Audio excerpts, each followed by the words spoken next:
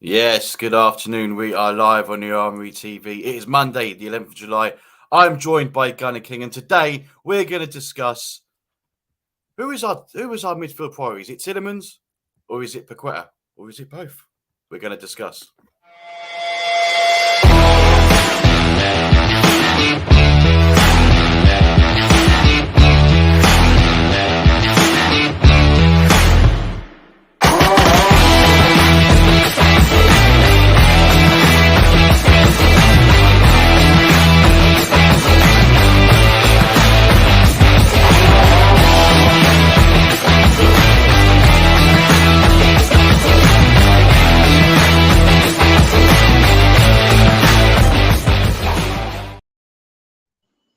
How are we doing? Like I said, this is the Armoury TV on what is a glorious day in Great Britain. King, you're looking very, very summery. How are you, sir? Yeah, mate. I got the summer shirt on, man. I'm about to go out, enjoy some of the sun after doing this stream. Yeah, man. I'm loving it. Unbelievable, man. 28 degrees, I think it is outside. It is. It's lovely. And we're inside talking about the Arsenal, but we love it. We love it. That's it. And on that, before we go on to Tielemens and Paqueta, we've heard a few things around this morning that apparently Juventus are sniffing around Gabriel. I don't think there's any truth in that, King. There might be. They might want him. They're not going to get him. But, you know. Yeah, I don't think they'll get him. I think we'll be firm on that one, and we'll be like, no, you're not having him. He's still going to be an important part to the team this coming season. Why would we sell him? It's as simple as that. There's also been whispers over the weekend of, look, it's all rumours. I think it's just because he's a 30-year-old that plays for Chelsea and go to Kante. I don't know. I think the rumour mills are clearly going over time at the moment. Listen, I like Kante. I think he's a good player. I think, personally, I just think his availability in terms of, his injury record of late, I just think it's not gonna help or take us forward. Obviously, if we did sign someone like Kante, then fair play. But I definitely think we should commit to other targets that we're looking at in midfield. Yeah. Definitely. Yeah, and then one more before we do go on. Alex Grimaldo. Apparently, we're going to make a £5.9 million bid for him to cover at left back. And I think, and Can has touched on it on his stream on Saturday. I think he's a player that we should go in for. He'd be a decent cover for Tierney, with Tavares looking like he is going to go to Marseille on loan. Yeah, I think that's a good move for all parties. I think I think there is a player in Tavares, but I think he's at this stage where he needs minutes game on game to develop to the level that would be necessary to be a success at Arsenal. And Tierney, obviously, his availability is poor due to his injury record. Grimaldo is very experienced, relative to the left back options we do have. He's 26 years old. He's a tailor-made and ready option. I think when you look at the age profiles of our squad, he's coming in at the right side of that.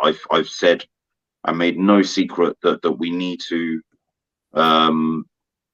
sort of balance out the average a bit more, with more established players that are a bit older and a bit wiser, that have been alive to more situations throughout their career, especially, defensively speaking.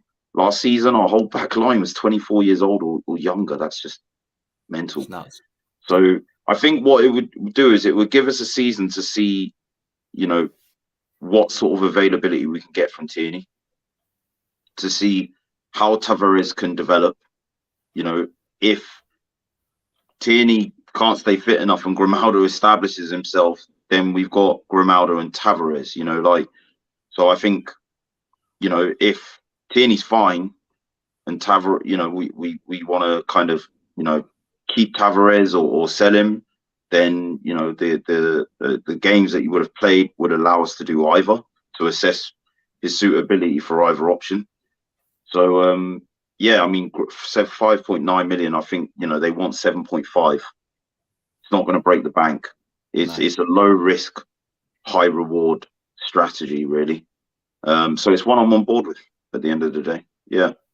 Yeah, and I think a lot of people are, and yeah, it all makes a lot of sense. It suits all parties. I completely agree with you. Let's see who we got in the chat before we do move on. James, how you doing, sir? Hope you're well. Thanks for that lovely image you've given us there. Yeah. And Yamato, big up. Well, you're a Chelsea fan, aren't you? So we're going to expect nothing less from you. But thanks for tuning in again. It's still red though. London's still red though. Yeah. I've seen you've been a bit live on Twitter with Chelsea fans. So I tread Party is better than Kante. Yeah, at this stage, you would probably say look. Kante 6 years ago would have been all over it. Kante now, just no. And Solo, the United Agenda, big up to you. Thanks for tuning in, sir. So let's go into this midfield. Who do you reckon our priority is, or is it both? Or King, just give us your thoughts. I don't think there's so much a priority based on the player. I'm going to keep saying this. I think Arteta's vision involves having two players in every single position for his preferred 4-3-3 and alternative 4-2-3-1 formation that he's been using mostly during his time at Arsenal. Now, when you look at it in the context of a 4-3-3, you are using two central midfield 8 options, a left-sided 8 and a right-sided 8.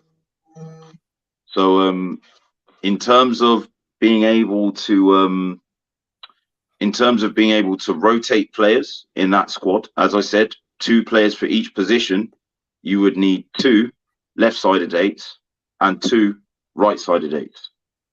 So for me, the question begs, do we see Xhaka in our long-term plans? And I'm talking like the next 2, 3, 5 years. I think the answer would be no, although he did improve and was good towards the end of last season. So for me, I'm looking at 2 left-sided 8 options. Obviously, we just brought Vieira in. Odegaard last season, probably by virtue of Xhaka being in the team, actually played as the right-sided 8 when we did revert to a 4-3-3 system. So for me, you've got Vieira, you've got Odegaard. I think Tielemens and Paqueta, Tielemens being someone that could play in the right side of an 8, and Paqueta is someone who plays as a left-sided number 8 more, or a 10. I think both would be quality additions, both from the perspective of quality on a technical level and depth, for the team.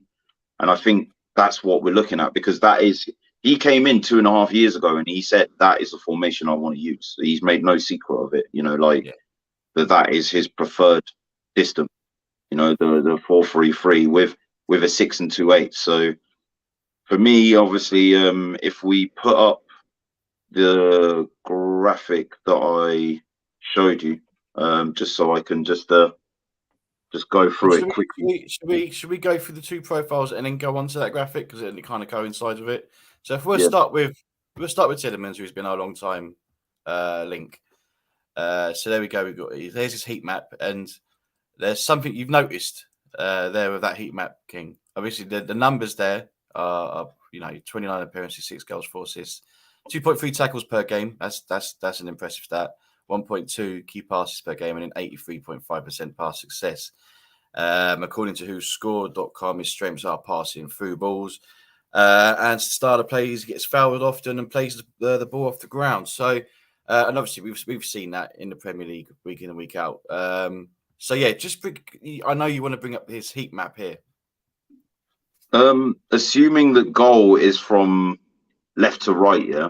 So the right hand Yeah, side is the that's goal. right. Yeah, Yeah. So I mean, what you can clearly see here, he's operating a lot more on the right side yeah, yeah. than he is drifting to the left. Like Which is where you usually say it probably, Odegaard. yeah, it probably aligns with his stronger foot. Mm. Like in terms of being right footed, and sort of when he does float into the channels, it's more often than not on the right hand side in Leicester's midfield. Looking at Leicester's tactical setup, it's quite fluid. I've not stayed overly abreast with how it operates, but they've got players like Ndidi in midfield, Dewsbury Hall, who they started using a lot towards the end of the Yeah, season. Madsen as well. I guess sometimes they use those as a free as well, or 4-2-3-1. But I'm going to need to look into that, so don't hold me to it. I probably should have done that before the show, but the point I'm making is there you can see as an 8, he's operated very well, from in that right hand kind of space of central midfield. So yeah, I think I would see him very much doing the same at Arsenal. Like kind of being that right-sided 8. With Partey, maybe Odegaard playing as the other 8 on the left-hand side, maybe Paqueta. Odegaard could play on the right. Vieira could also play on the left-hand side. There you go. Like I've just named 3-4 options. Yeah. So if one player is injured or not fit, or is lower form, there's 3 or 4 other alternative balances or combinations that you could use that would allow Arteta to maintain using his preferred system. yeah, yeah. So let's go on to Paqueta, and then we'll go on to the lineup you've gone for. Obviously, you can see there from his heat map, he literally covers the whole of midfield. If you don't know too much about Paqueta, his strengths are passing through balls, concentration, dribbling, defensive contributions quite strong as well. His style of play, like Tielemens, gets fouled often, but he likes to lay off, cuts inside. He's a short passer, a tackler, but does foul quite often. But that comes with the territory. If you're a tackler, you're going to commit a few fouls here and there. An impressive goal scoring record. It's 9 goals, 6 assists. Similar key passes to Tielemens, and same with the pass success. But as I said there, look at that heat map.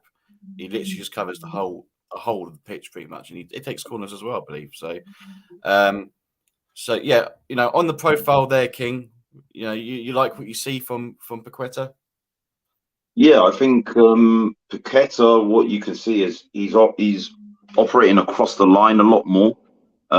His action areas are actually, like, if you look at like the main segments of red, it's a bit further up the pitch than Tielemens as well. It is.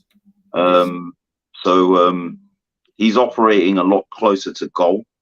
Probably more of a creative pivot. You see that manifesting in less tackles per game, although he is very good at making tackles in the final part of the third. His strengths incorporate dribbling. But also I think, with Paqueta, what you get is that ability to play across the line as well.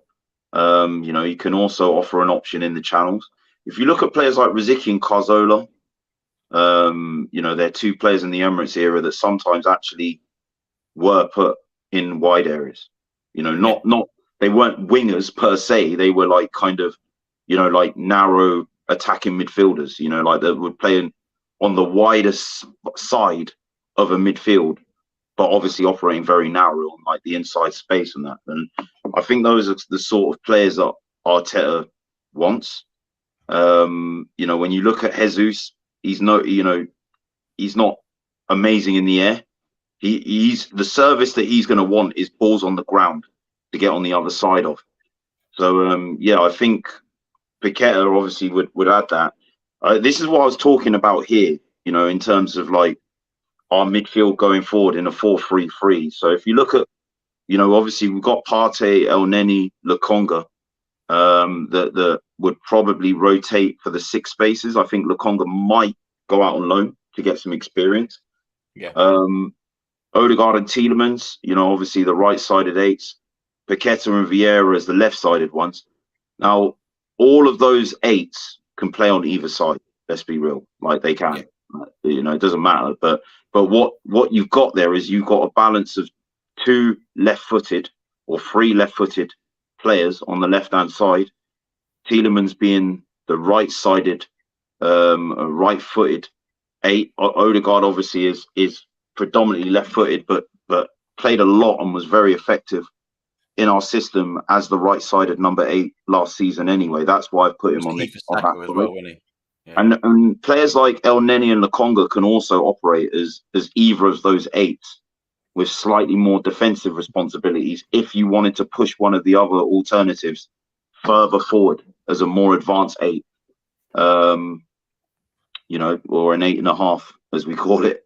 So again, you're talking about different combinations, different ways of putting them together that add a lot of depth, like a lot of options, a lot of alternatives if there are injuries, shortnesses in form, or consistency in any of those players, and overall a competitive balance, between those number of players, making sure that you've got 2 in each position, in that central area. And then obviously like in the 4-2-3-1, with the other one, what I've done is I've brought in the left channel here, for a number of reasons. I mean, first of all, what I'll go through is, in a 4-2-3-1 here, Partey, El Neni or Sambi are going to definitely, at least one of those 3 would play as the more defensive kind of pivot of the 2. When we talk of a double pivot, for me, what you need is an established hierarchy and a balance between one that has the propensity and sits more and is more defensive, and the other one that can create either as a playmaker or a box-to-box player, or someone that's doing both, playmaking and breaking forward with the ball into the box or close to the opposition's box, which is why I've gone with Tielemens and Paqueta, on the left-hand side. Xhaka, is he going to stay? Is he going to be sold? I don't know, but Xhaka could be a deep line playmaker next to either of the 3 on the right-hand side. Odegaard and Vieira and Paqueta, all 3 of them can operate as 10s. And I think Tielemens could play as a 10 as well, easily. So again, he can. You're looking at those options and how they can rotate. Now, what this does is it creates more than enough, your depth and quality to allow ESR to continue to maintain his rotational spot on the left-hand side. But let's not forget that ESR in either of these formations could operate as a 10 or an 8 himself, with the right balance. But then again, like Martinelli, he might move on to be a striker in the future. I've long said that I feel that is his development trajectory, like what we're going to do with him. But obviously, what it does is it gives those 2 the opportunity to just nail down the left-hand side for a continued period, to establish themselves in the team, to develop their game as well. So yeah, I mean, we've not even factored in that ESR obviously can operate centrally as well, in either of those formations. Again, what you're seeing is a healthy level of competition, a balance in age profiles. I think Paqueta's 20. He'll be 25 in August. He's 25 in August. Tielemens is already 25. Odegaard is 23. He's just turned 24. Yeah. He's just turned 24. Yeah, and then you've got like the players like Vieira, who's 22, ESR is 21, coming up underneath them. There's that age buffer, between them of a couple of years. And just don't forget, we'll have a load of games as well. So it's massively important. But these guys have got more experienced players to learn off now, and to help them in training, to develop their own game as well, which is key. So that's how I see us kind of moving forward. Why? Because if you look at the volume of midfielders we're linked to, I've got a feeling we're going to bring in 2. But the other thing that strikes me as well, I mean, we did the story on Bennacer last week.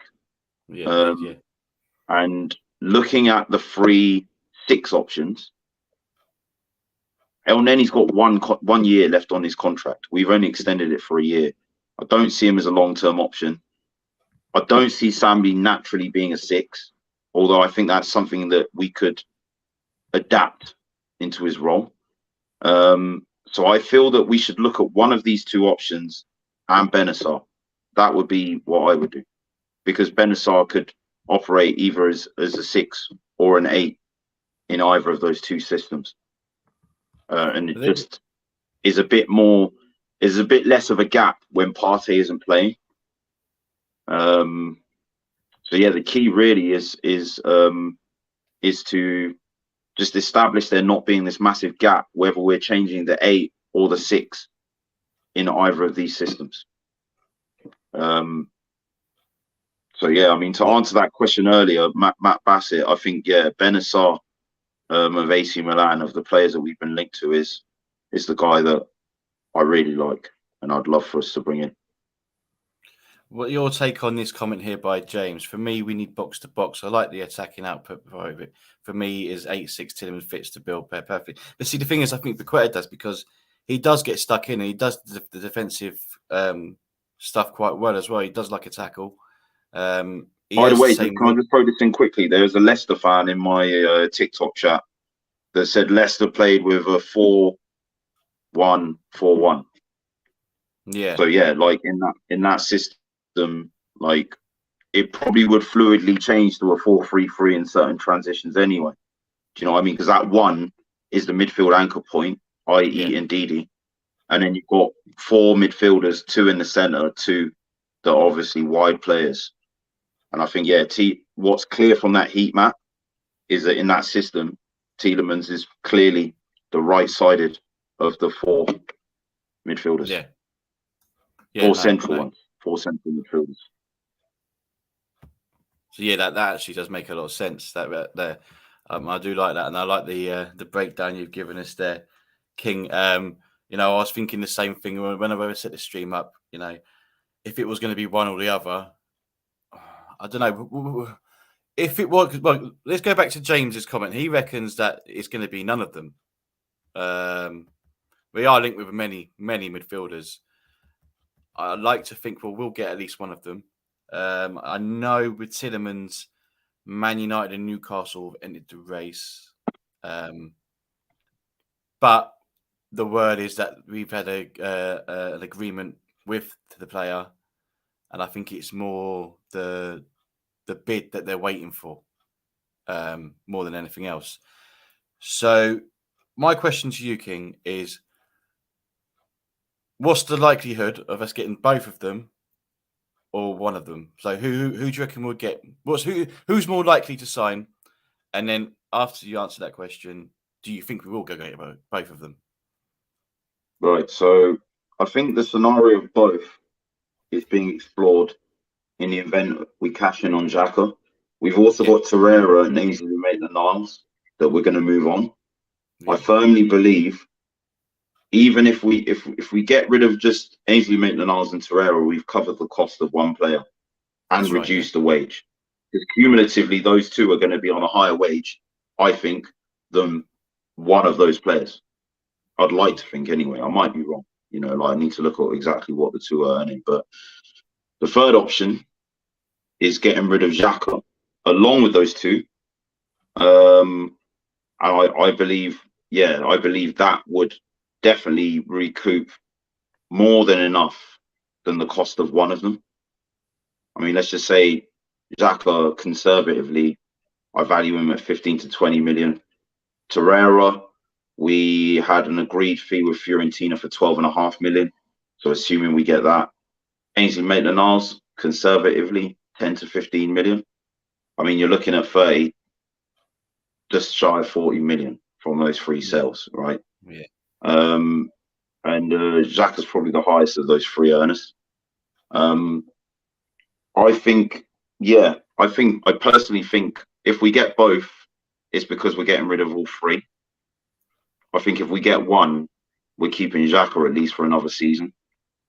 And is that bearing in I'm mind that we could still okay get with Grimaldo? either option. Pardon? Is that you're still bearing in mind that obviously we might get Grimaldo as well? I know it's not a massive fee for him. Yeah, but, yeah. I don't think getting Grimaldo at left back is going to have any bearing on what we do in the centre of midfield, because our two most injury prone players that have cost us in 2 consecutive seasons is Tierney and Partey. So I think we can kind of silo those two, as separate, needs. But I think I'm having trouble trying to read this board, or Arteta, and Edu. I genuinely think they are exploring selling Xhaka as well. Yeah.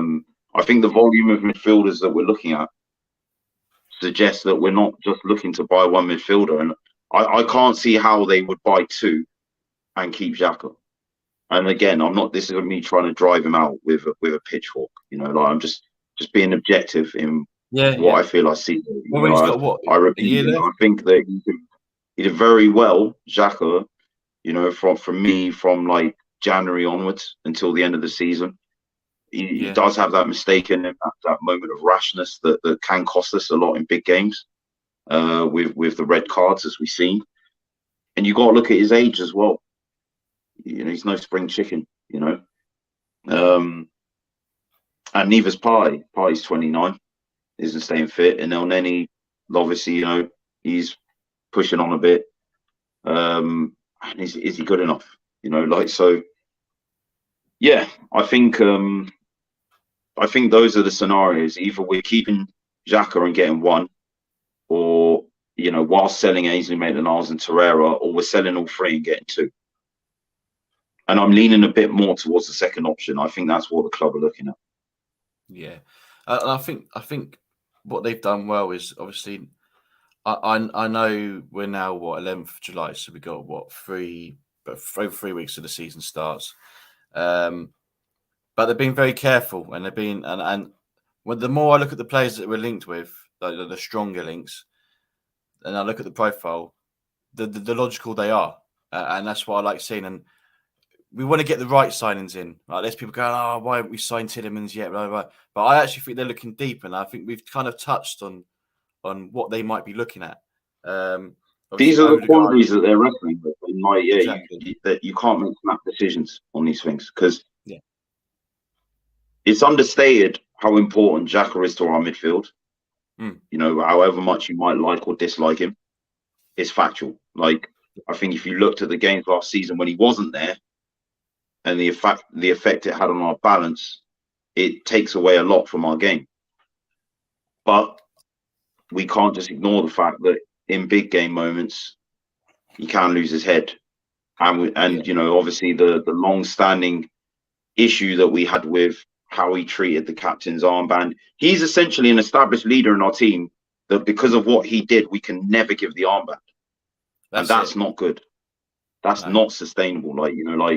Because he's the one that's very vocal on the pitch. He is talking, but the fact that this hangs over his head, we can't give him an armband, and some fans will never see past that, myself to a degree included. That's not good. It's not good. And I think it's not answered. It's not healthy for him either.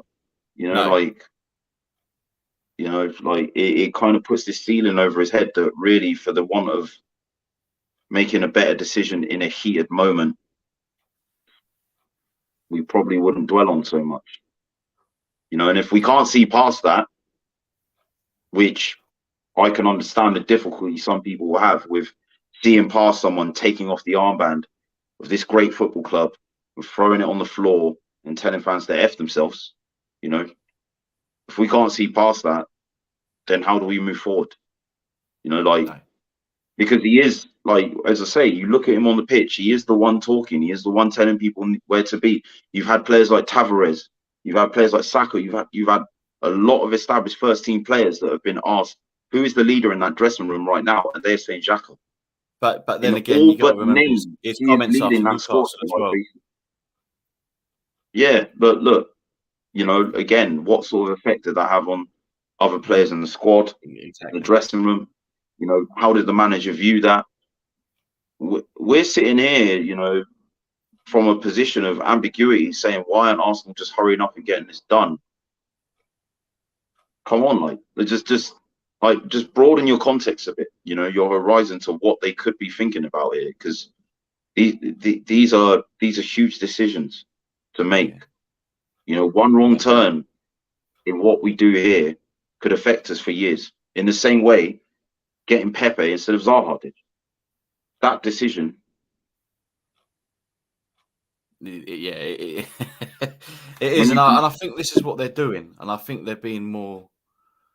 They're thinking about it. They definitely are thinking about it, and like I said, we did touch on it, and we'll see what happens. The whole Xhaka thing, I think I think Arteta knows that his time's probably done, and I think it's a case of trying to find a suitor for him. We all know Leverkusen and Roma are two potential teams that are interested in taking him. I think what they're doing is they're trying to recruit before they, sell players, which I'm not against, by the way. I'm not against that at all. If we can get the right players in, then we can move these players on, like your Torreiras, like your Xhakas, and Tavares on loan. You know, I'm all for it. It's just I think now maybe they need to start to pick up the pace a little bit because of where we are now, and how close the season is now. But I think they are being careful, and I think that we don't really know what's going on. You see the Fabio Vieira deal, how seemingly quickly that deal went through, but we don't know how long that went on for. So, there's a lot of stuff that's probably going on behind the scenes and stuff that we don't know about, and ones that could just come out of nowhere. Do you know what I mean? So, big up yourself, Matthew Bass. Thanks for tuning in. I think you're a Man United fan, if I'm not mistaken. I think you're part of the Man United agenda these days. So, thanks for tuning in. Make sure you do check the United agenda out. Good bunch of lads there. But yeah, King. Any closing thoughts? In terms of the window and even on Tielemens and Paqueta. yeah, I mean, at the moment, look, it's good to see us linked with both. I think like the next 7 to 10 days now are crucial. You know, I think it will be ideal. Pre-season has effectively started. And look, I'm not going to sit here and say that I wanted every single player in for like pre-season. If it means you've got to wait for the right player due to their individual circumstance, so be it. You know, like a lot was made about Jesus not being announced sooner, as if he hadn't just had his first kid.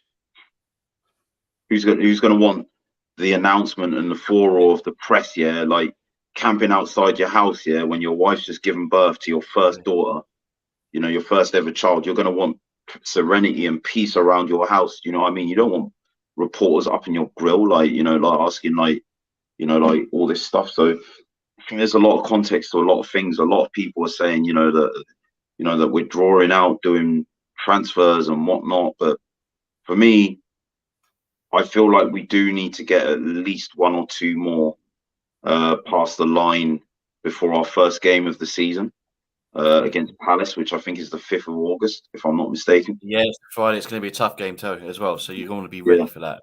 So I think I would like to see a player come in now in the next 7 to 10 days, just to have some time to bed in with one or two of those pre-season matches.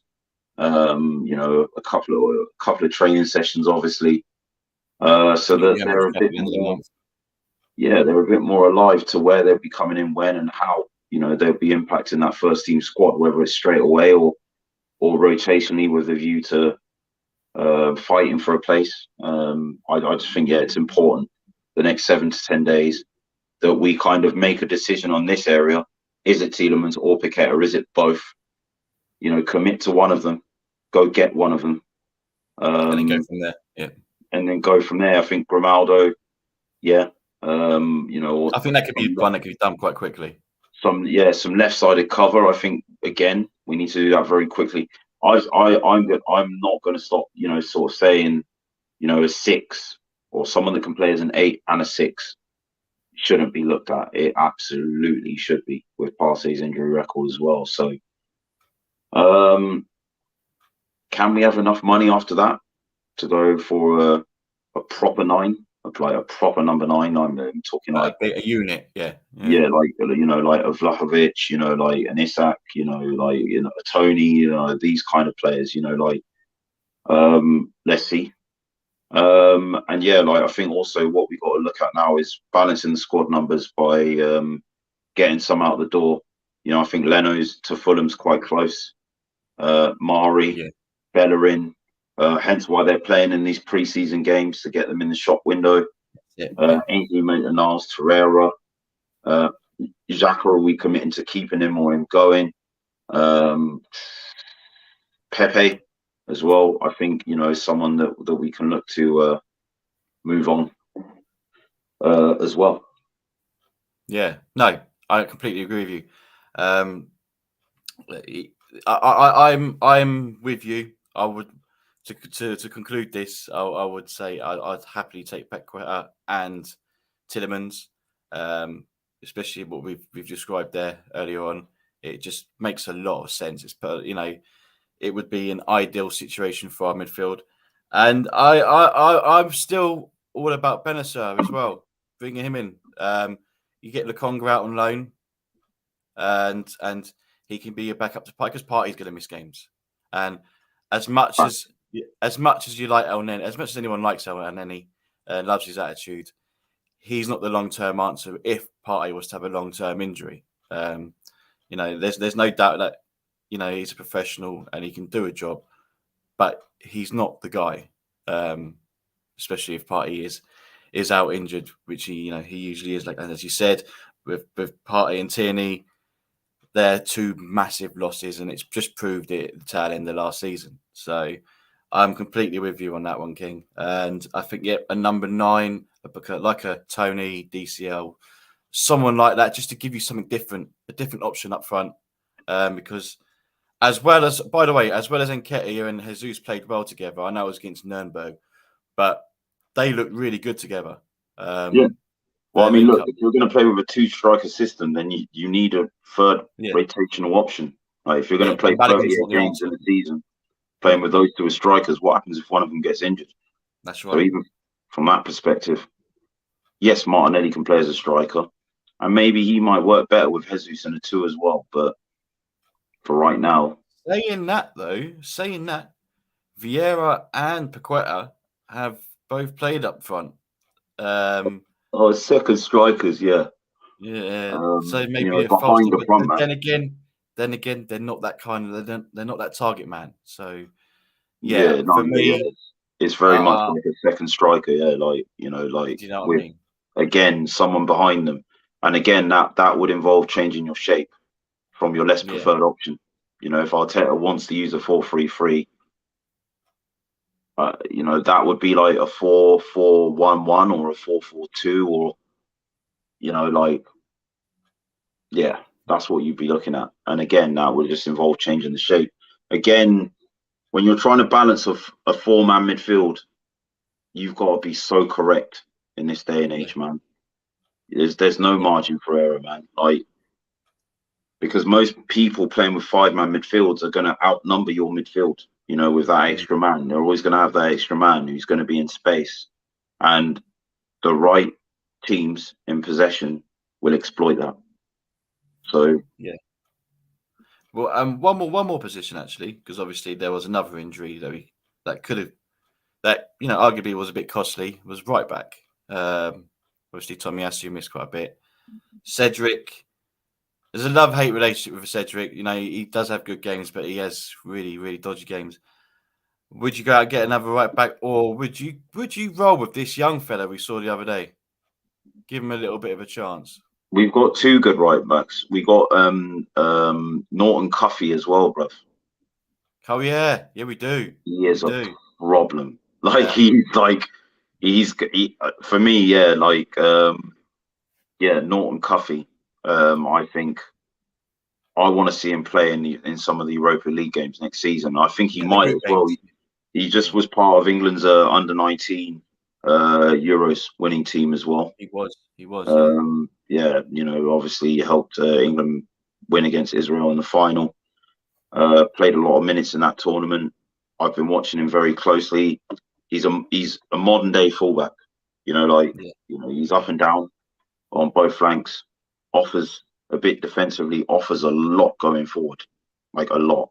And yeah, I think I want to see us get a right back. I would much rather we sell Cedric and bring these two options from our under-23 academy, or bring one of them and just let one of them understudy Tomiyasu.